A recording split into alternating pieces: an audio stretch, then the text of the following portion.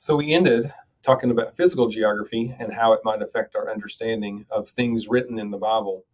And we've got a couple of chapters from our textbook, sample textbook, Landforms, Weather and Climate. And so in this class, of course, we're going to cover physical geography and talk about how physical environmental factors affected our understanding and affected these people in the ancient world. Another theme of geography is human systems. And I've got a map here on the right-hand side that lists sort of city states. And we know that these things existed because there is a group of letters that have been discovered in the city of El Amarna. And those letters list some cities where the region of Canaan, the sort of mayors or the local rulers of these cities would write back to Egypt, and they would interact with the Egyptian rulers. And it was clear that Egypt was the boss; they were in charge. And so these smaller towns in Canaan were writing back either to complain about other city states, or ask for help from Egypt or whatever. And so someone has produced this map. Of course, it's in French, but you get the idea that the region was split up into city states and that they were controlled from Egypt. So human systems include political control.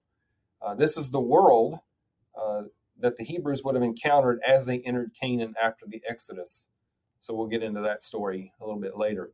Here's another map. This isn't quite as clear. Maybe you can't see it very well, but these are economic activities in Canaan. Again, the words Canaan, Holy Land, Palestine, I'll just use those interchangeably pretty much. And you can see various regions of Canaan produce different products. Agricultural output was different. And you can see along the coast, you've got fishing, you've got dyes. So there's a certain kind of a creature that lives in the ocean there from which you could extract dyes to color garments. And so you can see there's a difference. It's just not every location has cattle, or every location has wheat, or every location has fish, or every location produces wine. These activities varied based on some, whether human beings were there or not, and how they interacted with their environment.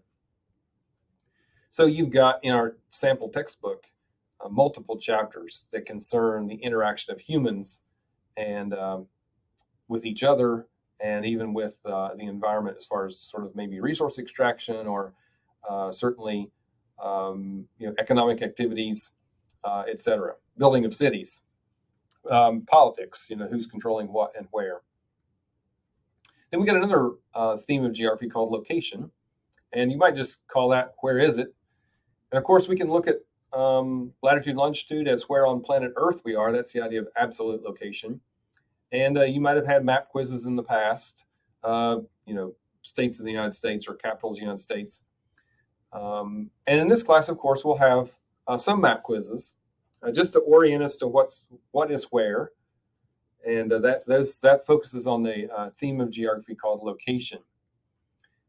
Here's some Bible passages that kind of emphasize the idea of absolute location. Tarshish was a town far to the west of Canaan, most likely located on the island of Sardinia. This map shows it in Spain, but most likely it was here in Sardinia. And the Bible says in Jonah chapter 1, verse 1, the word of the Lord came to Jonah, the son of Amittai, go to the great city of Nineveh and preach against it, because its wickedness has come up before me. But Jonah ran away from the Lord and headed for Tarshish.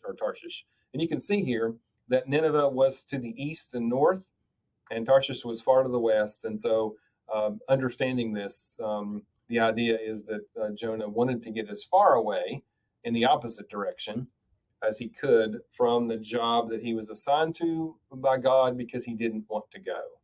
And that helps us to understand a little more clearly, this Bible passage.